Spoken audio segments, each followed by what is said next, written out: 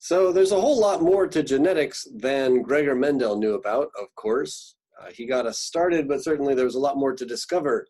And among the interesting phenomena that was discovered after Gregor Mendel did his work was this concept of sex linkage. So sex, we know that biological organisms have different sexes. The sex of an organism is determined genetically, and there can sometimes be a connection between or correlation between the sex of an organism and their phenotype. So nice fruit fly example here, and fruit flies are actually the organism that was used to discover sex linkage in the first place, and we'll show you that to you. So first off, first show you kind of an instance of what sex linkage might look like. So here's an example from birds. These are called Gouldian finches, and they have a very bright set of plumage on there. And among the variation that you can find in these Gouldian finches is variation in the plumage of the head. So there's a genetic difference. You can have red-headed males and females and black-headed males and females. And this is the kind of thing you would observe in sex linkage. Let's say you took these parents that are shown over here at the left and crossed a red-headed female by a black-headed male. One of the things you can get as their offspring is that all the female offspring have black heads and all the male offspring have red heads. So this isn't something that tracks with the sex of the parents, because the parents, the female was red-headed and her male offspring are red-headed, and the father was black-headed and his female offspring were black-headed. So what's going on? It's not simply tracking along with the sex chromosomes with sex determination, but sort of going along on sex lines. So males and females of the offspring have different phenotypes. Why is that? Well, first, a little introduction to sex chromosomes. So plenty of organisms have sex chromosomes. As we'll see, the inheritance of sex chromosomes is a nice, clean way to make sure that reproduction results in an even amount of males and females in the offspring. So the human population, when humans are born, fertilized, that leads to an equal chance, basically, of male or female developing. And that way, right, there's somebody for everybody in the numbers, right? There should be an equal number of males and females in a population, more or less, and that's a nice assurance for biological populations. In ducks and other birds, there is a different inheritance pattern than we see in mammals. I don't want it to confuse you too much.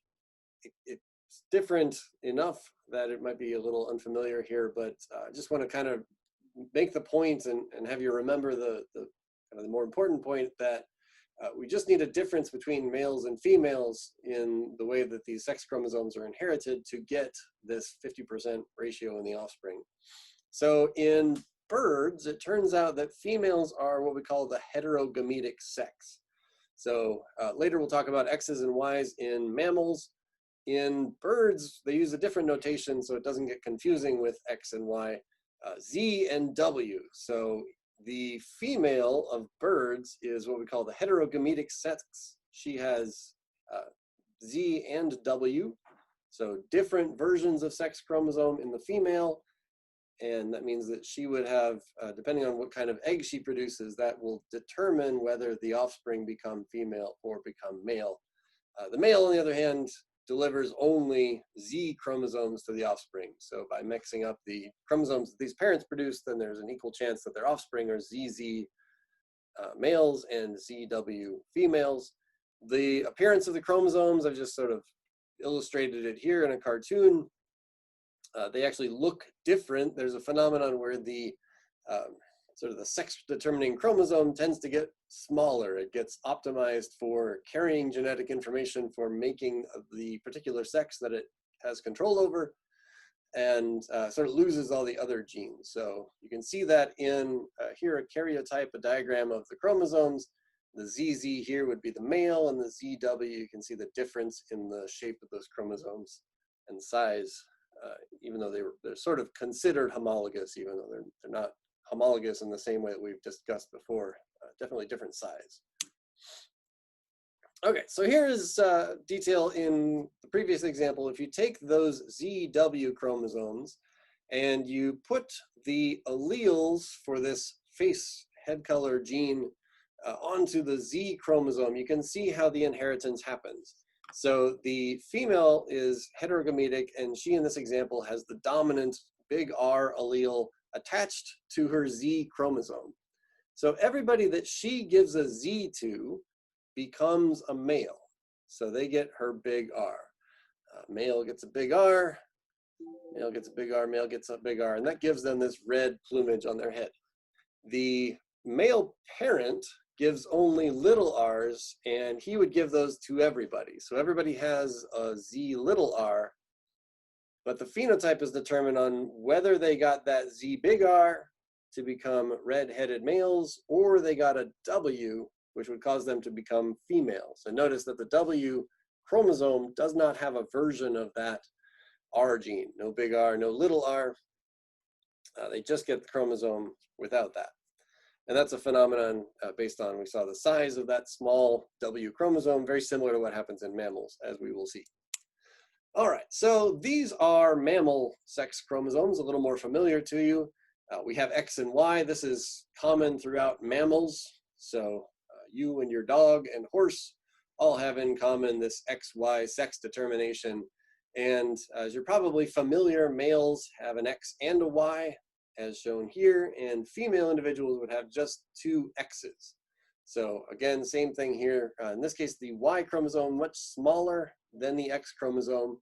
And as we'll see, that Y chromosome is kind of optimized just to deliver this important information that determines that somebody's going to become a male.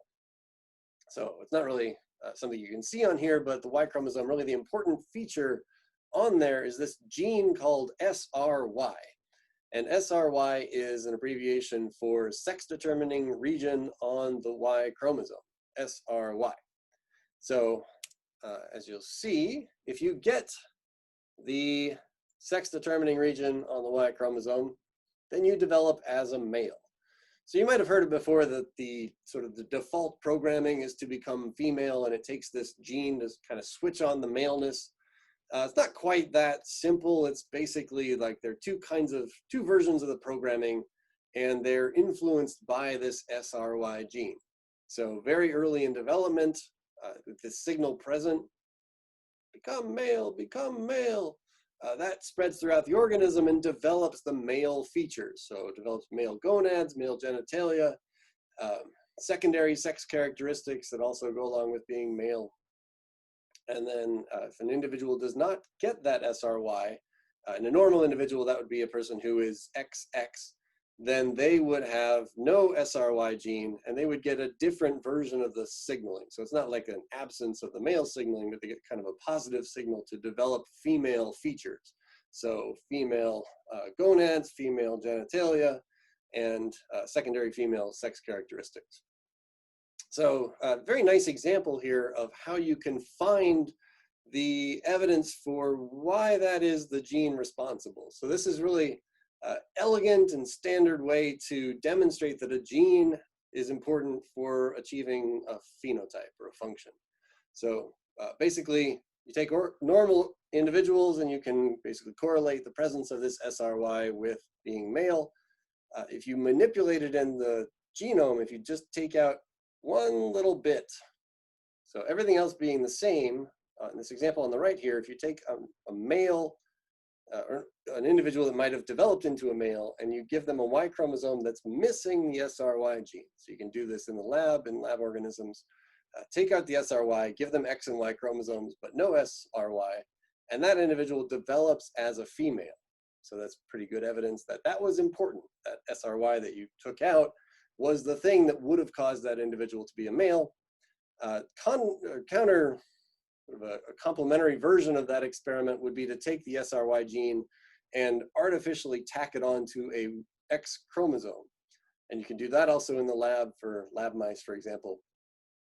And a mouse that has an XX chromosome, but also has that artificial SRY, that mouse develops to become a male. So very clear example that pretty amazing, I think, just that one gene out of all the genes, that one gene is responsible for this switch, molecular switch to become male or female.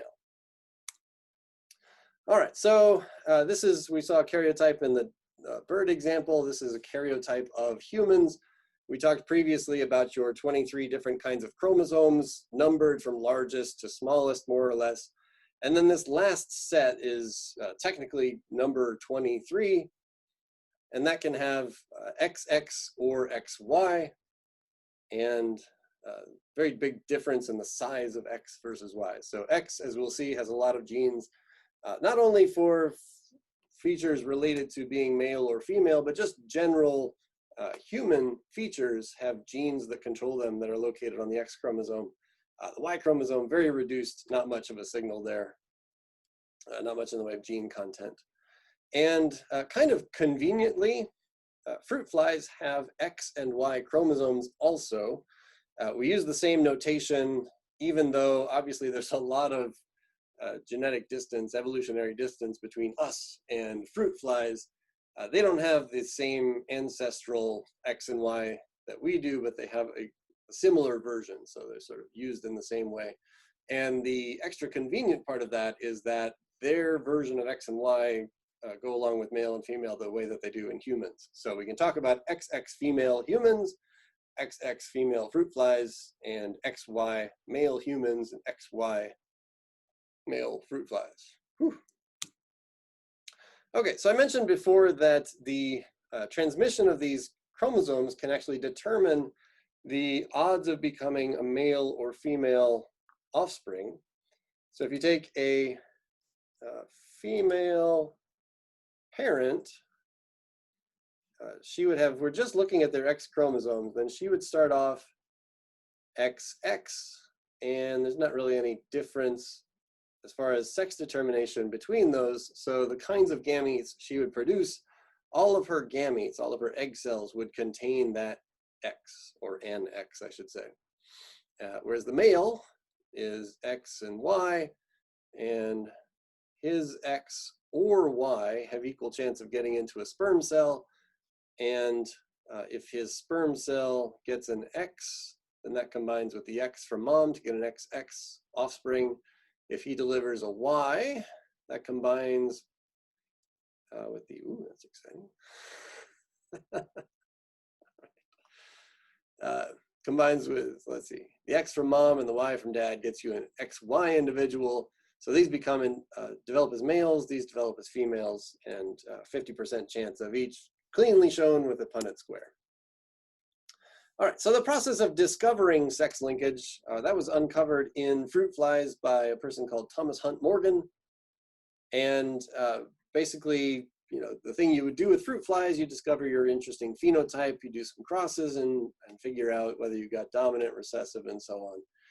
What he found was, as he was doing these crosses, there was a difference in the offspring, right? The male ratios for offspring were different from the female ratios, as shown here. So if you cross, a good example of why it's important to do your reciprocal crosses. If you were to cross here a white-eyed female fruit fly by a red-eyed male fruit fly, these are true breeding homozygous individuals. This cross gives you half red-eyed and half wide-eyed offspring. That seems unusual for an F1 generation. This cross over here, red-eyed female, white-eyed male, that would get you all red-eyed offspring, a little more what you might expect. So this shows us that the red eye allele for that white gene is dominant, and the F1 individuals would have all red eyes. So what's going on? Why is this a difference? We have the gene for white eye color in fruit flies is located on the X chromosome. Just like we saw in that bird example early on, we call this X-linked. So X-linkage, as we'll see, is the most common version of sex linkage. Helps that they rhyme. And so we can put those onto genotypes. Quick. Okay. Back. Shoo.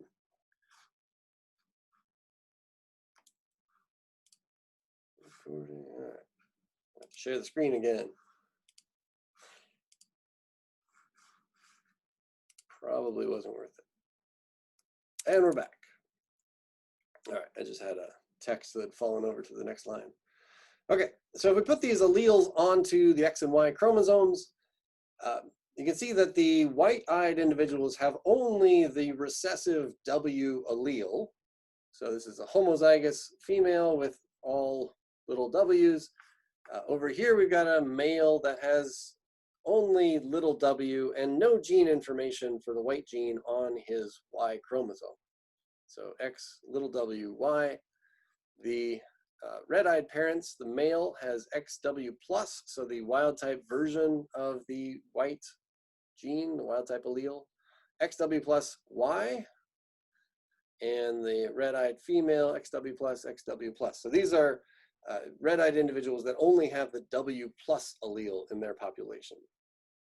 And then passing those on to the offspring, this one here, the female is giving W+, she gives an X to everybody, so all of her offspring get one XW+, that's a dominant allele that covers whatever the other sex chromosome is bringing and causes these to be red-eyed individuals. So the females are heterozygous, red-eyed, the males are red-eyed also. In this cross on the left, the female is giving little w's. In the female offspring, the XW+ from dad covers that. In the male offspring, there's no allele for the white gene on the Y chromosome. So there's nothing to cover this recessive little W allele, and those individuals become white-eyed. So that was kind of the important first step into figuring out sex linkage in fruit flies. So I mentioned on here on the slide, it shows you that you've got red offspring, half red-eyed offspring, half white-eyed offspring. And then, of course, as we said, the red eyes track with the female offspring, and the white eyes are present only in the male offspring. So another clear instance that something's going on that has to do with sex here, right? Okay. Just a little notation issue here. So we're using the X chromosome. I like to write them this way. So X with a superscript tells us that the allele that we're studying for a sex-linked gene here is located on the X chromosome. So when we figure out the transmission of these alleles, it's actually going to follow wherever that X goes. So another way to think about this is that X and Y don't go into gametes and offspring independently of these white gene alleles. So they sort of have to follow along with a specific chromosome. So that's going to become important. So males have only one copy, and rather than call them homozygous or heterozygous, we call them hemizygous. Hemi is half, so like a hemisphere on the Earth is half of the sphere of the Earth. And a hemizygous male with the recessive, hemizygous recessive, has white eyes, and hemizygous dominant has red eyes. Females can be homozygous or heterozygous. So homozygous recessive female has white eyes, homozygous dominant female has red eyes, heterozygous female has red eyes. So we've covered all the possible genotypes here. In this case, including the white gene alleles and the sex chromosomes, we have now, we got five genotypes that are possible for this white gene. All right, so let's try one out. Let's see what happens here. Say we cross a red-eyed heterozygous female by a red-eyed hemizygous male. So they both have red eyes. They both have at least one XW+. And the female, let's say we did a cross to generate this female, we knew that she was heterozygous. So maybe had a white-eyed parent in there. So we take those individuals and we actually have the two kinds of chromosomes for each of them. So the female is heterozygous. Even though she's got two X's, they have different versions of the W gene.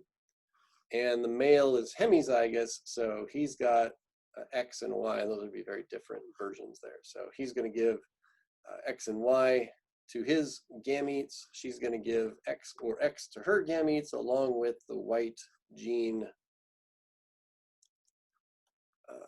alleles there. So we combine those out. XW plus XW plus. Maybe you want to stop the video and do this for yourself. You can figure out the phenotypes. Phenotypes including sex and eye color. See if you can beat me to it. Pretty easy if you pause the video. Okay, so again, by convention, I'm going to put the X's first. Helps us keep track of genotypes a little bit easier. All right, so we've seen the same thing that we saw before, where there's equal chance of female, 2 out of 4 or half are female, 2 out of 4 or half are male. So there's still going to be equal chance of the offspring being male or female.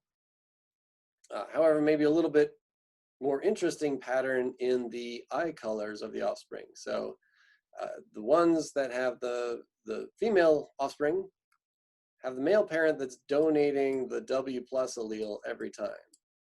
So all the females are red. We've seen that before. But interestingly, now half of the males are going to be red-eyed.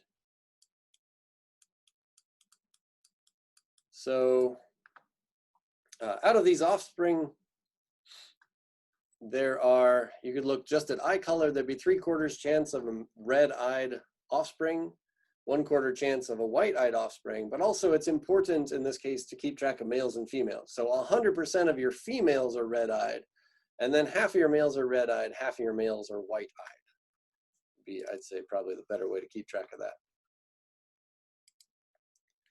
Okay, so some examples from humans. There are a handful of genes on the X chromosome. It's a large chromosome. There's not always necessarily, there's no real reason for some of these genes to be on the X chromosome. They're not related to sex at all. But the presence on the sex chromosome affects how they show up in the population. So that's kind of interesting. So if we have a possibility that females could be heterozygous, they have kind of a better chance of inheriting at least one functioning allele for one of these genes. But males are hemizygous. And if they happen to inherit a mutated version of one of these genes on the X chromosome, then they have to show that phenotype. So a lot of the phenotypes on here in the human population, they're more prevalent in males. Among those is color blindness, or one that we call red-green color blindness. And you might have seen tests like this before. This is a set of colorful dots, and buried in there is a number. So some of those dots are colored differently from other dots. I consider myself to have pretty normal color vision, but I have to think twice about this one. If somebody is red-green colorblind, then the difference between what I see as orange and green on there really doesn't show up to them, and they wouldn't be able to make out a number at all, really. So these are, you can test different kinds of color blindness using this test, different severity of color blindness. And if you're interested, so here we have color blindness sort of located at the tip of the X chromosome. The genes responsible for color blindness are located just like that at the tip of the X chromosome. And they are 2 out of the 3 genes that are responsible for color vision in humans. So they get these, they're called opsin genes, and they're OPN1, SW, MW, LW for short wavelength, middle wavelength, long wavelength of light. So you have proteins in the back of your eye that when colorful light shines on them, they receive that signal and they transmit that to your neurons and say, oh, I've seen some red or I've seen some green. And if a person has a mutated version, this one is basically green, this one is more or less red. So here's this red-green color blindness that we talked about. If you have a mutated version of those colors would be shining onto the retina of your eye, and just the signals don't get through in the same way that they do in normal individuals. And then this chromosome 7 protein would behave much more like a non-sex chromosome or an autosome. Okay, so we talked a little bit about X-linkage and the genes that are present on the X chromosome. What about the Y chromosome? So most importantly, I'd say for this class, you need to know that the Y chromosome has that SRY gene on there. As far as other content on the Y chromosome, there's not really anything remarkable there. So we can just kind of remember that. What is maybe useful, especially in these days when we have the ability to do DNA sequencing, we can figure out kind of a lot more about a person by looking at their DNA makeup. The Y chromosome is actually very useful for looking at ancestry in the male line of inheritance. So as a male, I got my Y chromosome from my father, and he got his Y chromosome from his father, and from his father, and from his father, and from his father. And as we'll see later on, it's possible that autosomal chromosomes, the ones that are not sex chromosomes, they can cross over and exchange material and so on. The Y chromosome doesn't do any crossing over, so it sort of stays as this pure, genetically pure entity, more or less. Obviously there are exceptions, but this unchanged, largely unchanged Y chromosome gets passed down from male to male to male to male. And so you can trace very far back sort of who's related through their male line. So unfortunately, this method doesn't track anything about the female contributions going back, but can learn a lot about the male contributions. And this is kind of an interesting study that resulted from looking at Y chromosomes. Maybe you're familiar with this gentleman here. This is Genghis Khan in a reconstruction, obviously. I don't think we have photos that good from back in his day. Genghis Khan was a warlord from Mongolia, this area here north of China, and just did a phenomenal amount of conquering and influencing in really throughout all of Asia in the time when he was alive. So a little diagram here of where he and his armies got off to. And in addition to conquering, Genghis Khan did a little bit of fraternizing. So Genghis Khan and his warlord companions, they left a genetic legacy in all of the children that they fathered along the way. So this sort of distinct Y chromosome contribution is evident still in really a large proportion of the population. So the male population in China and other parts of Asia, a lot of those still have this kind of Genghis Khan cluster. So good on him. I don't know if anybody else really in the history of humans can say that they had that much genetic, like spreading their influence over so many offspring. I don't remember if we have a specific, I don't know if it's known exactly which individual. There are these so-called descent clusters. So there's a set of different Y chromosome variants that are present, and those are attributed to Genghis Khan and also the men that followed him around. He was a very influential person for many, many reasons. Looking at, so that was a lot about how males are getting their genetic information passed on. There's another version of this sort of single parent genetic information getting passed on, and it is the genetic information that's present in the mitochondrion.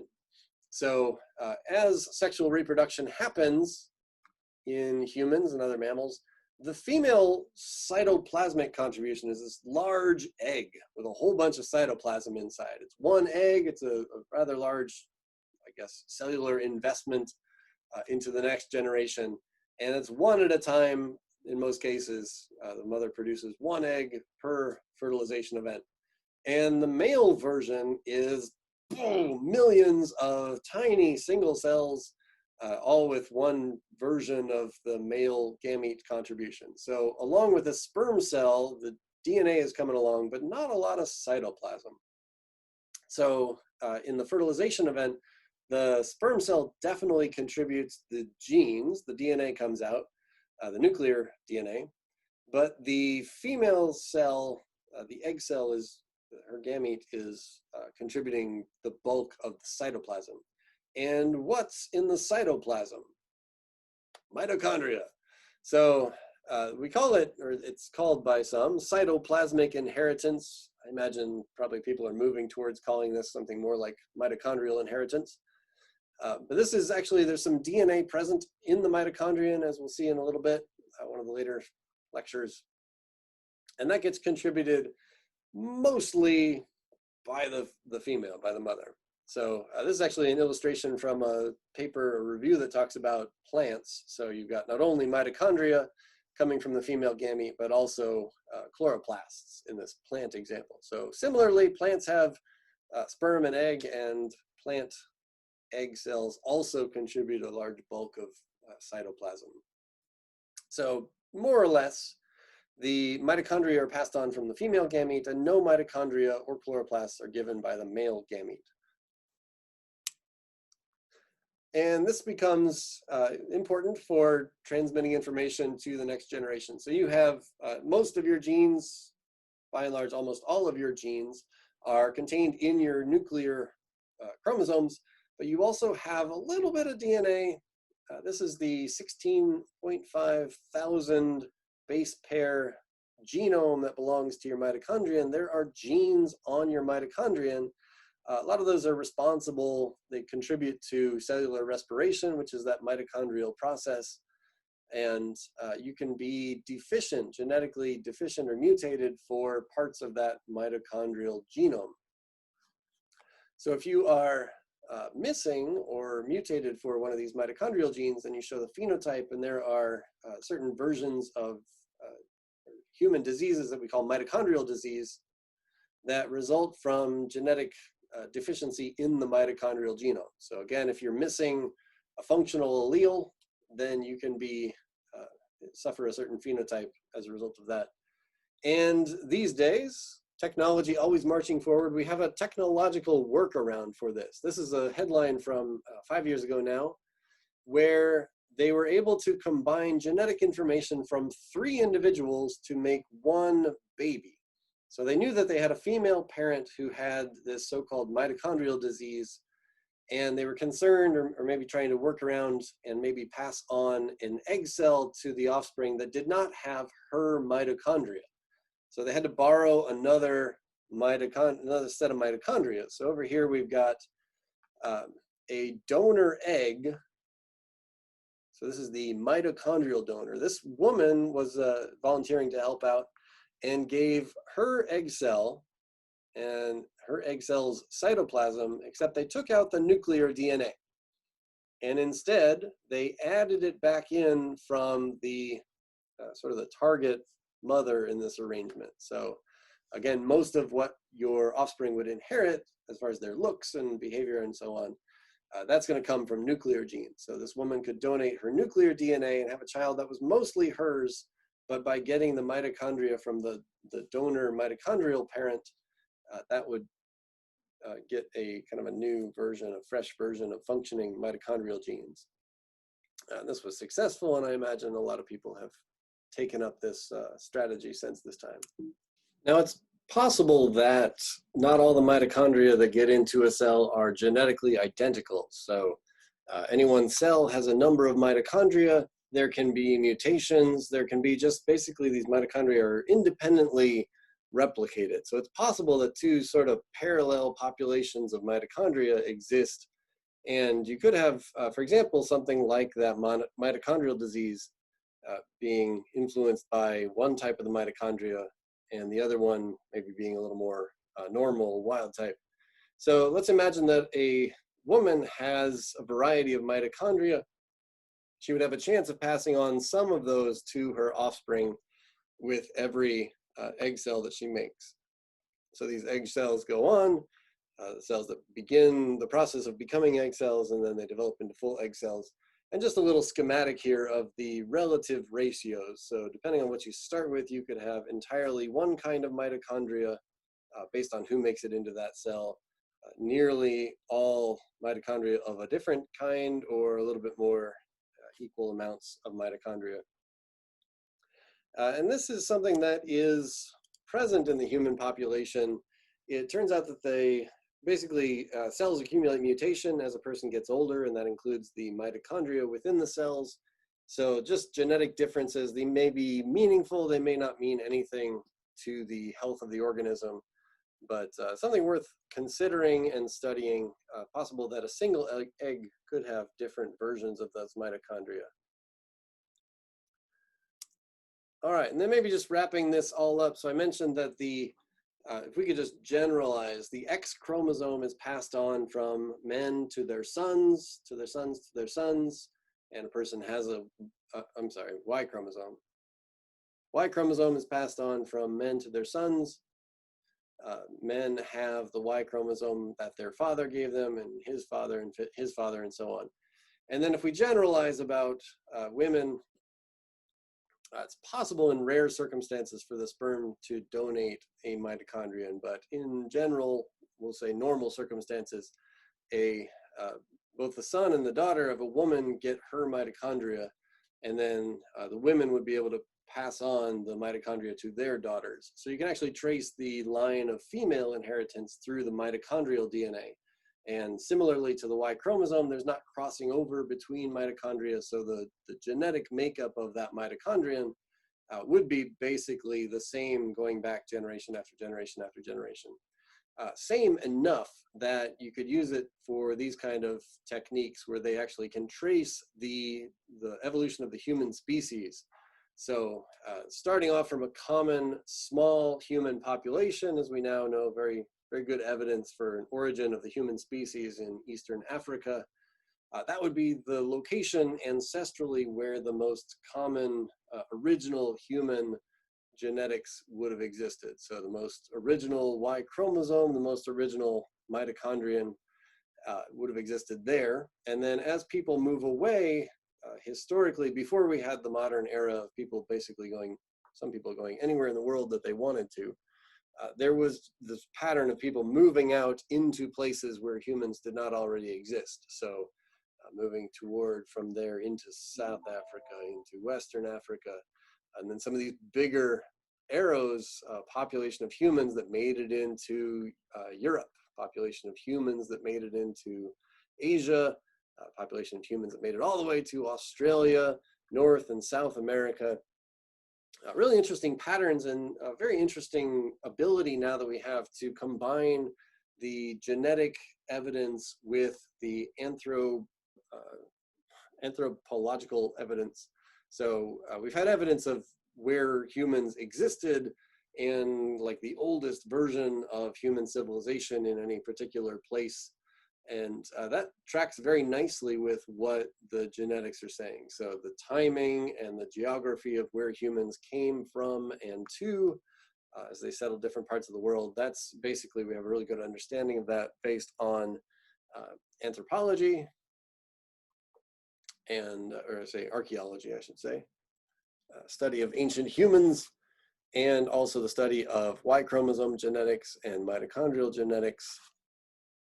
And if you get one of these genetic tests that can test whether you're, who you're related to, where your ancestors came from, they'll be able to take pieces of your DNA and put you somewhere on this map based on the kind of the genetic signatures for the original people to inhabit a certain place.